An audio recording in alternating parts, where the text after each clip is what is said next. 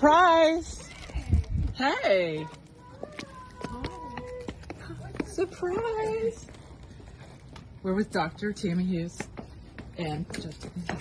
You're both getting awards today. What? What? You're getting a surprise award. This has all been a lie. But so are you, because it's also been a lie. No, don't fool me. Told you once.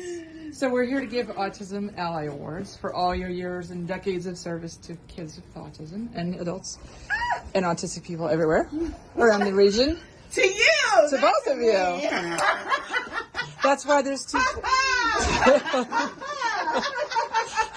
That's why there are 2 flowers and 2 balloons, ladies. Aww. Tiffany's like, let's go outside. I'm like, outside is so much nicer inside. Don't you think they would have come inside?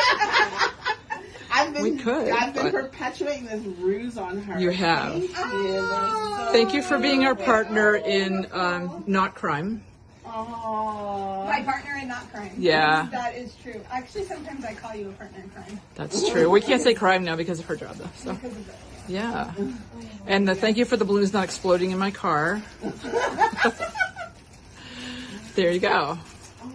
Thank you. Tiffany, let me hug you. I've never met you in person before. I've only seen you on Zoom. How are you? I think the same for me, too. Hi. So now we're inside because it was 1,000,000 degrees out. And I just want to ask you each your why. Like, what got you interested in the autism population, or what keeps you like moving so far forward? I think for me, it's about a system that is not very pliable to begin with, and about protecting those who are even more vulnerable. One of the things, especially about juvenile court and juvenile jurisprudence, is that each child's circumstances are supposed to be looked upon individually. And children with autism, I think, often get caught up in these systems, even with parents and a team behind them, and they don't have people who are willing to listen and give the tools that they need. And so I have found that those young people and adults have sort of taken up a special place in my heart in terms of wanting them to get outcomes that are equitable and just and not different because of their difference. I always say that autism came to me. I was involved with schools and court systems and heavily involved with psychiatric problems that people tend to take in appreciation. And kids with autism started becoming more and more involved, unfortunately, in our systems. And the staff weren't prepared for a developmental disability. They had an underappreciation for the differences between developmental and psychiatric issues, and folks have been very slow to adjust for that. And so there's just a need that was so obvious if you have training, but if you don't have training, there can be a real misunderstanding that the symptoms themselves can be misinterpreted. So I usually give examples like, not giving eye contact. If you are just holding a justice lens, you might think they're being oppositional or defiant or not sorry for what they did.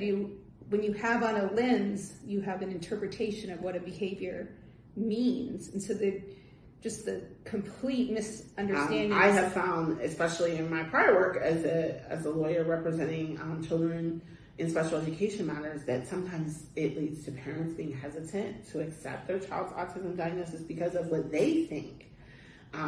Well, my child doesn't do this or act like this. My child is really smart. My child speaks in full sentences, so my child couldn't possibly have autism. And so I really like the part of the work that's about challenging people's ideas of what autism is and what it looks like. And I feel like people with autism have challenged me, right, into sort of seeing things more clearly at times, right? What have I just said? And did that actually make sense? Or am I just babbling on in a way that's not helpful, right? And so That's Yeah. So how did you both get together? Because we presented this award together. I know why I did, but you want to talk about your, history working together. That's funny because I told her we were gonna get asked that for the fake lie why I was doing here, and I said they're gonna ask us, our history, and like you were correct.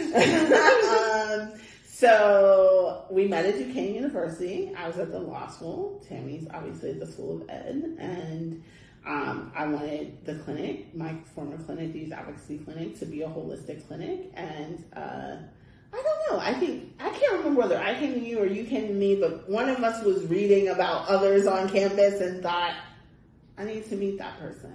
And we met and we clicked personality-wise, and we clicked professionally, and we've been together ever since, right? That's probably been, 7, 8. We were like, let's years change ago. the world. Do you want to? Yeah. She's We're like, sure. She's like, that sounds great. Do you like to make people upset? Do you like to... Do you have a thick skin and a kind heart? You have to have a thick skin and a kind heart. She's Right. like, yeah, great. Well, we're really glad you're changing the world, and we need more people like you. So thanks for accepting our award, and thanks for accepting our surprises. Thank you.